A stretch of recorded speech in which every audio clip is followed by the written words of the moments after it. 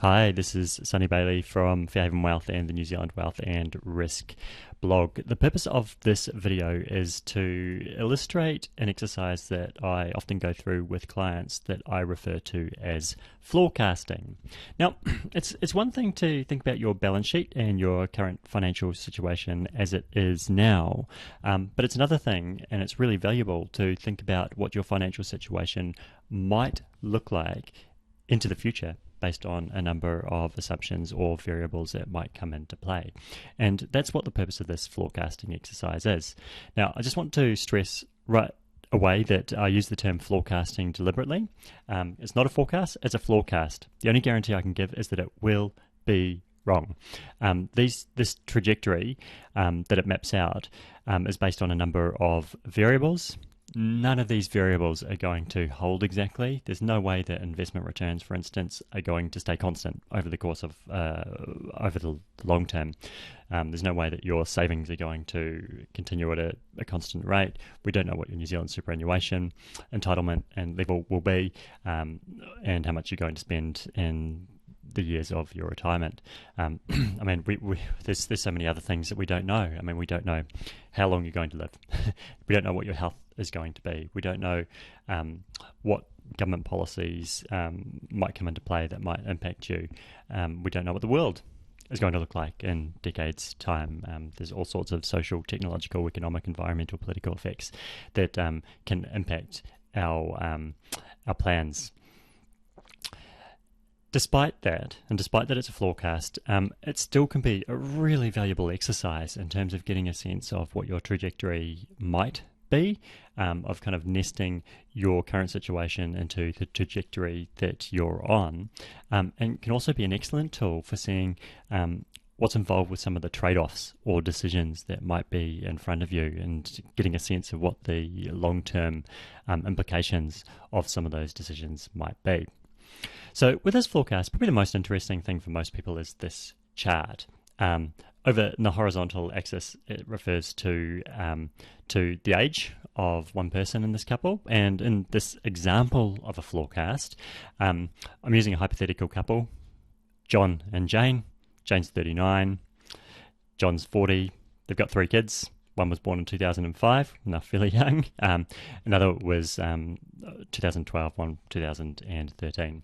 Now, over the course of Jane's age, we're extrapolating until the age of 100, and even the choice of the age of 100 is fairly arbitrary, because we don't know how long she's going to live or what sort of time she wants to plan for.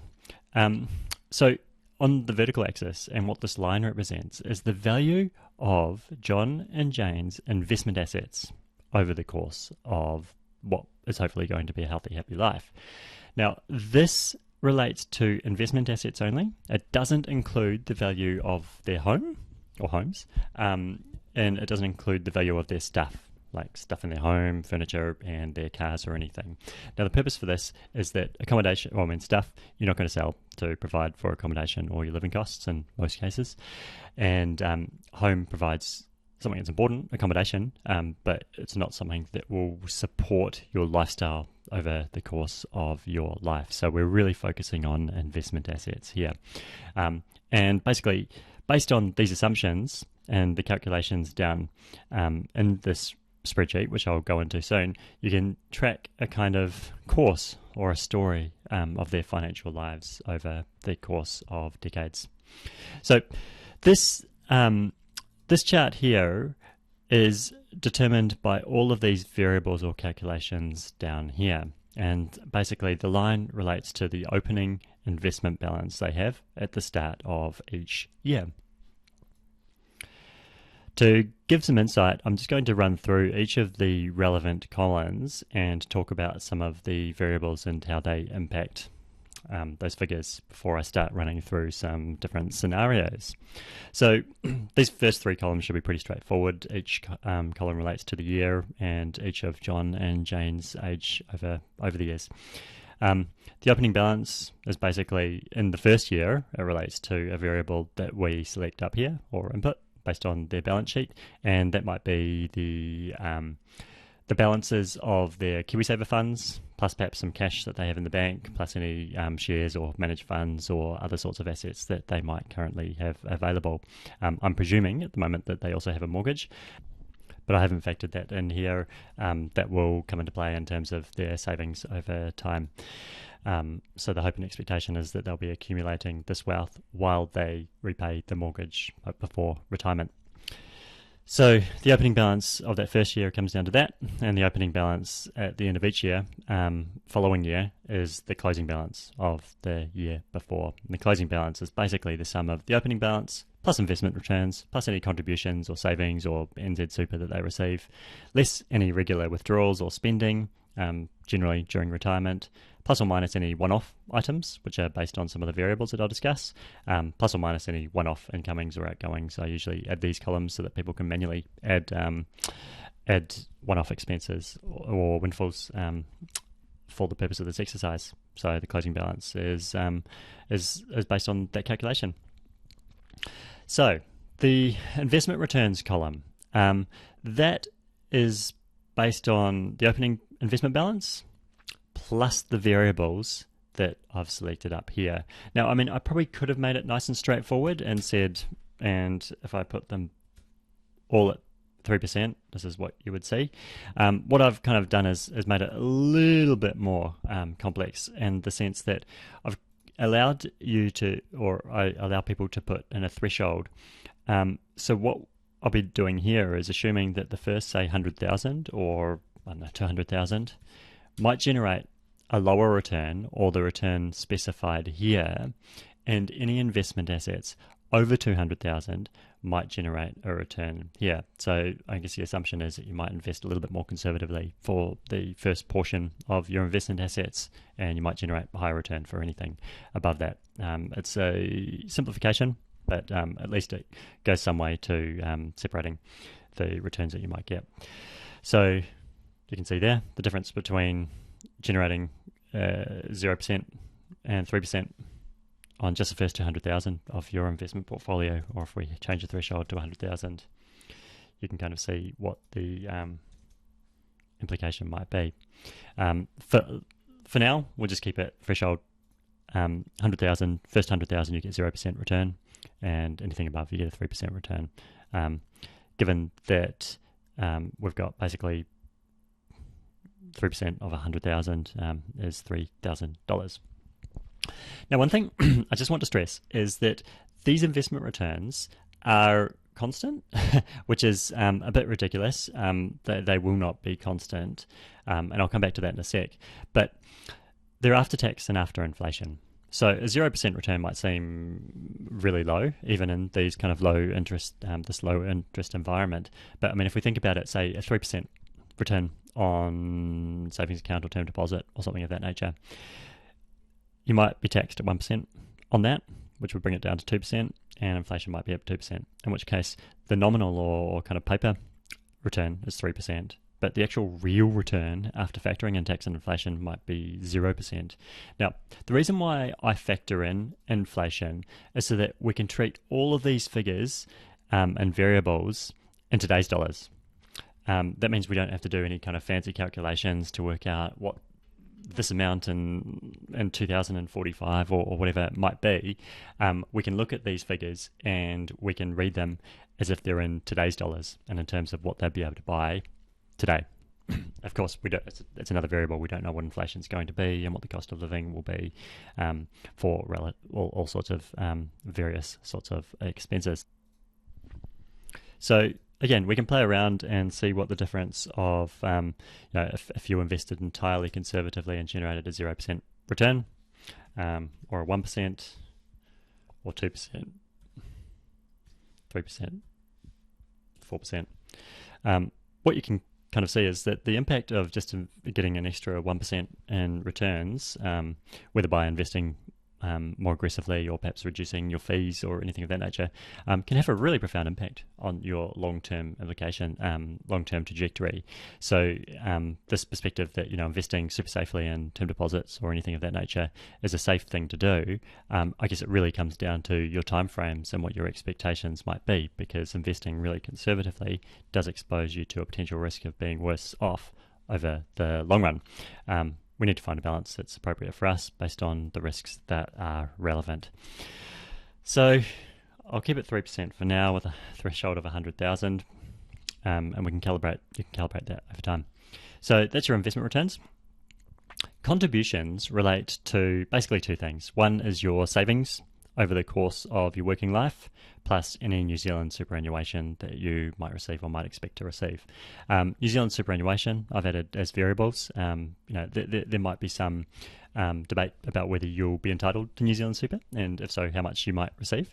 For the purpose of this model, I've assumed that John and Jane might get it at the age of 67 as opposed to 65, which is the age now. And 16,000 is basically half of what most couples will receive, $32,000. If you're single, living alone, it usually be around 21,000 as it currently stands.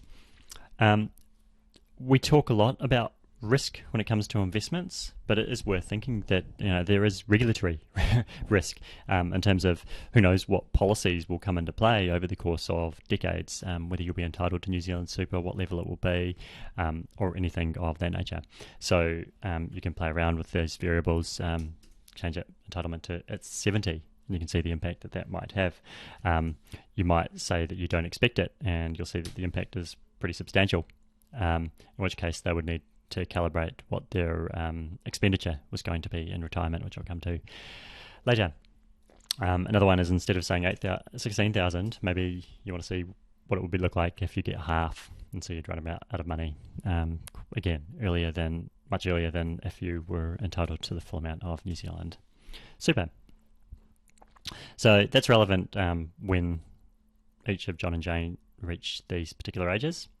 Prior to that, while they're working, it's contributions or savings. So here I've included kind of two different levels of savings. So for now, I'm assuming annual savings of $20,000 per year, but I'm also allowing that at a certain time, so as it currently stands at 2025, maybe John and Jane have repaid the mortgage. And as such, they've now got more cash flow, or they're expecting to have more cash flow, in which case they can now save an additional $20,000 or $40,000 all up. And that means that they continue to save at that rate. You can see the impact if perhaps it took them an extra 5 years to repay the mortgage, or except 10 years, or instead of saving that extra 20,000, they just continue to save 20,000, and what the implications might be. The opposite story might be that they're, if they were, for example, mortgage free, and at the moment they're able to save $60,000 per year, maybe at 2025 they actually decide to wind down and reduce their hours or savings and save a little bit less. There's all sorts of variables and scenarios that they're able to play with.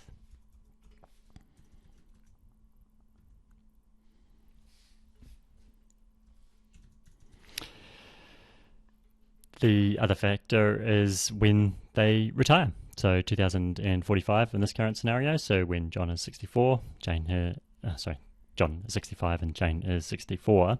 And so basically at that point, they will stop saving, and that's the point at which they'll start making withdrawals from their investment portfolio. So we'll move on to regular withdrawals or spending. So as you can see, once they get to the retirement age, the age that we've selected as retirement, they'll stop saving because they're no longer working or generating an income, but they will now be making withdrawals from their investments, and whether that's capital or income. As you can see, it's 60,000 starting at age 65 here, or 2045, and then it starts reducing gradually with a minimum cap of 52,000. Now that's based on this set of variables here. So what I've basically nominated at the moment is that they're expecting to spend $60,000 in today's dollars, except by 2060, when John's 80 and 79, they might have an expectation that they might not have the same level of energy or health or inclination and want to spend quite quite as much as they might at the start of their retirement. And so I've basically allowed them to nominate a rate that they might decrease their expenditure and a minimum level. So maybe we could reduce the minimum level to 40,000, in which case you can see expenditure will continue to drop to 40,000. You can change the rate to say 3%, and again you can see the long-term implications and what they might be.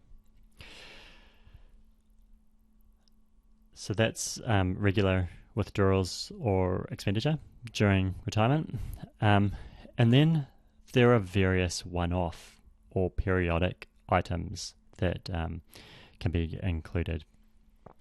One of those is periodic expenditure, and here I've kind of selected a period, say from starting from 2022, and every 6 years from there on in, they spend an additional $20,000. That might be for upgrading their car, or for anticipated improvements or renovation or maintenance that's required on their home. Might mean holidays or something of that nature, or just provide some buffer that isn't included by the 60,000. They can go up and down depending on what sort of cars or or maintenance they want to provide. If it's $40,000 every 6 years, you can see the implications. Or if that's unnecessary and it's kind of baked in to what their regular expenditure is, then you can see what the long-term implications might be. Another scenario, which I haven't included here, is if they might upsize their home. Maybe their current home's a little bit smaller than they might want, and maybe they're thinking, say, in 2024, they'll sell their current home and they'll spend an additional $200,000 on their new home. And you can see what the implication will be down there. That increases their expenditure there. They can also see if they spend an extra $100,000 and what the long-term implications might be. I'll put that back to zero. Another variable is if they think that they might downsize or right-size their current home, and here it's 2060 and 200,000, and that translates to this figure down here and this bump at this point where they free up a substantial amount of capital. Now, this might be unrealistic for some people, but it might also be realistic for others who are potentially overcapitalized in their home, and they know that they'll be able to get still a very reasonable property at that time, especially probably smaller, even if it's still in a nice location, and be able to free up capital in order to do that. So here we've assumed that when John's 80, they free up $200,000, but you can remove that assumption and see what the trajectory might look like. And I guess if they're already assuming that they were going to be able to do that, maybe with an upsize, they can you can see the different scenarios that they can consider. Another variable which I haven't included is perhaps they might anticipate a one-off windfall. A lot of people don't like including that scenario, but it might be worth considering for certain people. If assuming when John's 50, they have a $200,000 windfall, you can see what the implications will be for them over the long run. This variable also allows for them to consider a scenario where perhaps when their kids reach a certain age, they might provide one-off assistance to help out the children, whether you get onto the property market or provide some other support. So currently, at the age of 28 for each of these kids, born 2005, 2012, blah, blah, blah, John and Jane are anticipating that they'll provide $100,000 to each of them. And so if I change it to zero, you'll see that some of the bumps that were previously there have kind of disappeared, and their financial trajectory is looking a little bit better, which isn't to say that that's the best decision for them. It all comes down to their values and priorities and what they want to achieve. So 100,000, you can see the little bumps when they provide assistance to their kids. If they wanted to change it to 200,000, they can see what the implications might be, and that might help them make an informed decision in terms of what sort of assistance they might want to provide. Another variable that I've included is I've assumed that for each child, from the age of 18 for 4 years, they want to provide $20,000 per year for each child, perhaps to assist with university tuition costs or living costs or something of that nature. Maybe they only want to provide $10,000. They can see what the ramifications might be. Or the other alternative is maybe instead of providing educational support for 4 years, they might want to provide educational support for 9 years from the age of 13. I provide private education. And then they can see what the long-term implications might be for their financial situation. I mean, on that note, it always surprises me the significant impact that private education does have on people's long-term trajectories. I've also included another variable where sometimes people like to purchase a one-off asset that might incur some ongoing costs but can be saleable down the track. So, for example, they might decide, you know what, we're not going to help out the kids. We're going to instead spend $500,000 on a batch that costs us $15,000 per year that we own for 10 years. And that's what the impact will be. So basically here they're effectively a negative, so they'll be borrowing money is the effective outcome. They'll be incurring additional $15,000 per year expenditure, like rates, insurance, maintenance, that sort of thing. But in 10 years, if we assume that they sell it for the same amount in today's dollars as they purchased it for, then that comes back up and they can see what their trajectory might look like. If they were to help out the kids, they can also see what the impact might be. And so I guess that comes down to one of the key themes with doing this flawcasting scenario, is that it's all about seeing the long-term implications and the trade-offs that are involved with the decisions that are available to you. Because every decision involves trade-offs and opportunity costs, and there is no wrong or right way to do these things or to make decisions in life. The decisions that are right for you are right for you. They're not necessarily the same decisions that are right for your friend, your family member, your neighbour, your colleague. But it's valuable to make these decisions informed by what the implications might be.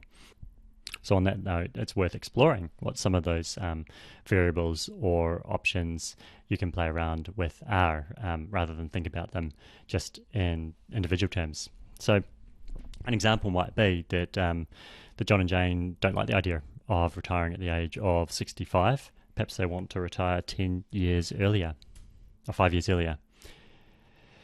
Now, all else being equal, it would mean that they would run out of money before they hit their 70s. So that's probably not an ideal sort of situation. But they might be prepared to reduce their retirement expenditure from $60,000 to $50,000, and that might give them a little bit more of a runway. It might be that they might need to right-size their home even sooner, and that might enable them to do that, and it will stretch them out to their late 80s. Maybe they decide that in order for them to do that, they'll provide less assistance to their children. And again, there's no right or wrong answers. It really is just what's appropriate for you. Similarly, the decision to buy a batch or something of that nature. So let's say John and Jane work to the age of 65 and they want to spend $60,000, maybe $75,000, and maybe provide assistance to their children at the age of they're providing that, maybe help out with university education. It might be that they still really, really, really want to own a batch. Maybe it'll cost $600,000. Maybe the ongoing costs will be $15,000, 10 years. And that might be a compromise that they are prepared to make, or maybe they will accept that they'll spend less over the course of their retirement. Likewise, maybe that's not what they want to do, but it's really important for them to provide assistance for their kids through their education, and they want to provide private secondary education for the children, and they also want to provide a decent lump sum to help them get onto the property market or something of that nature. Maybe they realise that in order to do that, they need to work for another 5 years and provide an additional buffer. It's quite remarkable working an extra period of time, what that impact will be. And I guess the main reason would be is that not only are you saving for longer, but you're also not having to dip into your investment portfolio quite as soon. So it's kind of a double whammy as long as you enjoy your work. So there you have it. I mean, this scenario may not entirely resonate with you because it's unique to this kind of hypothetical John and Jane. But what it might give you is a sense of how you might be able to build your own spreadsheet like this. As you can see, I kind of nest a lot of ifs and probably don't follow best practice all the time in terms of how to do the calculations. But if you're that way inclined, then you might find it a useful exercise for yourself, or it's something that I do with a lot of my clients. It's not the only kind of form of forecasting or scenario testing that I do with clients, especially those that are at or near retirement. I might use some other methodologies that use different data sets, such as Monte Carlo analysis or historical backtesting, in order to kind of hopefully see that all of the different methodologies come to very similar sorts of outcomes or conclusions.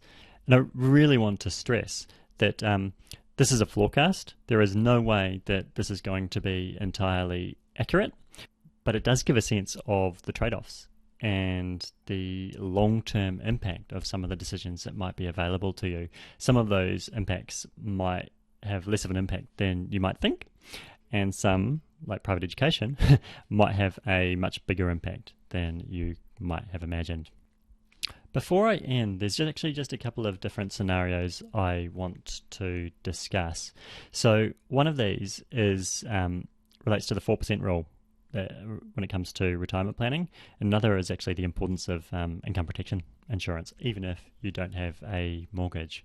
So the first one I'll cover is the 15%, also the 4% rule, otherwise known as a 25 times income rule, which is basically saying the same thing in a different way.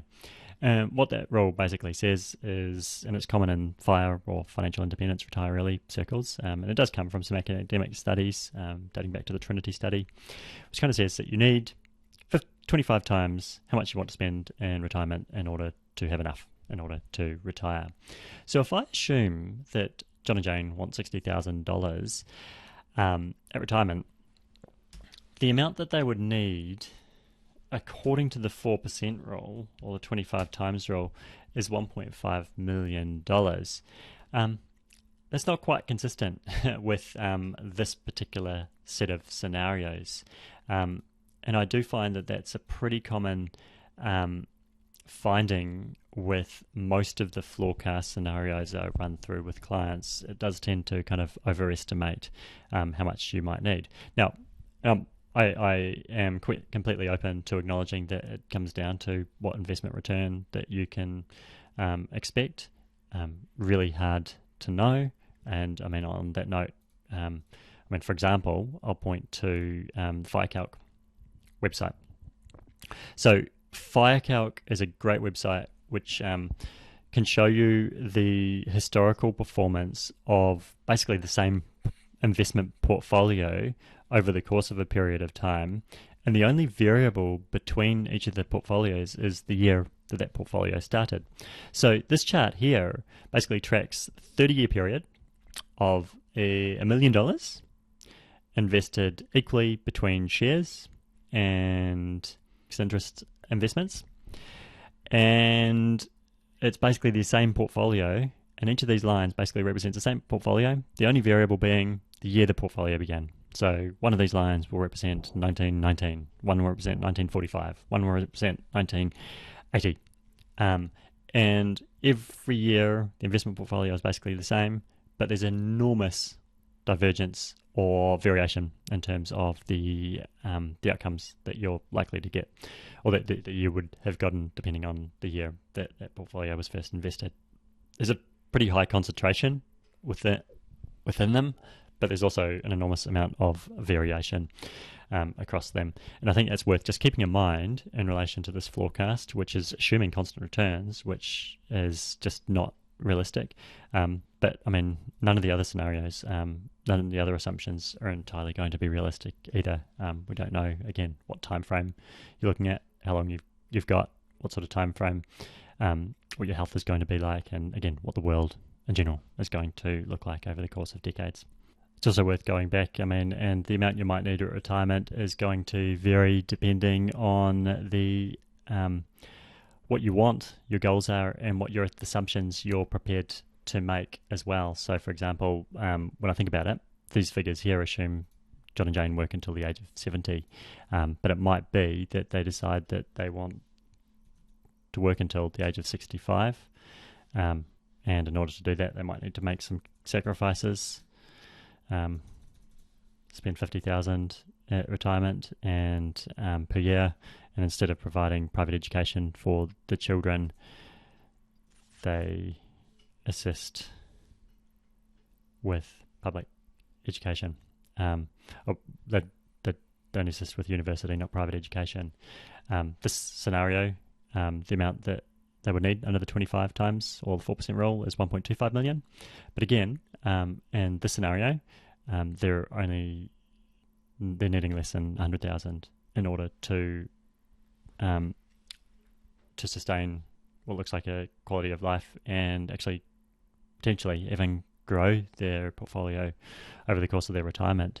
They decided they wanted to spend $60,000 per year, which again, 4% rule would say they need 1.5 million, but that doesn't seem to be the case. So, I mean, there's a time and a place for using rules of thumb. I don't necessarily think that when you're thinking about your retirement planning and how much you actually need to accumulate in order to retire comfortably, you should rely on a rule of thumb.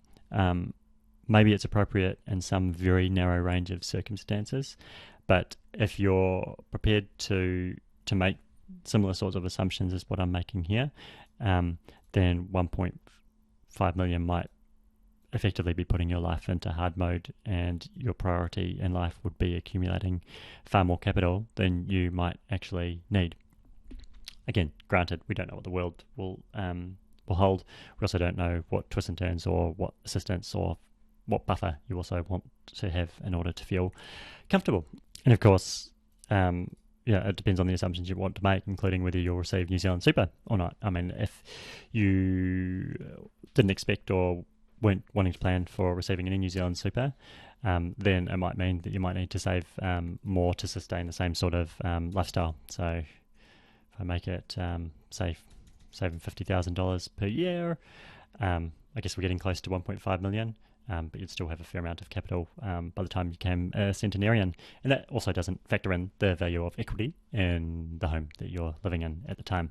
So in this case, I mean, the 4% rule might be relatively accurate if you are going to assume no New Zealand superannuation. If you're going to assume half, then again, it probably over-exaggerates how much you need to save. It really comes down to what your personal goals are and what your expectations are for the future. That will determine how much you need in order to retire. And again, I wouldn't put much credence in a simple rule of thumb. The final thing I want to talk about is the importance of income protection insurance.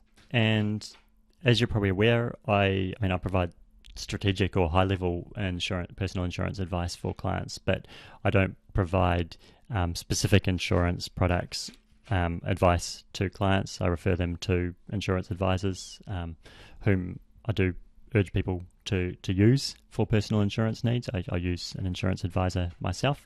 Income protection insurance is probably the most important for a lot of people. And one thing I commonly see is people think that once they've repaid the mortgage, they no longer need income protection insurance because they can still cover their costs of living. That might be the case. But if one or both of Jane or John were unable to work for an extended period of time, that would have a really significant impact on their long-term financial trajectory and what they might be able to achieve in retirement. So if I perhaps assume that, again, for the next 5 years while they've got a mortgage, they're paying $20,000.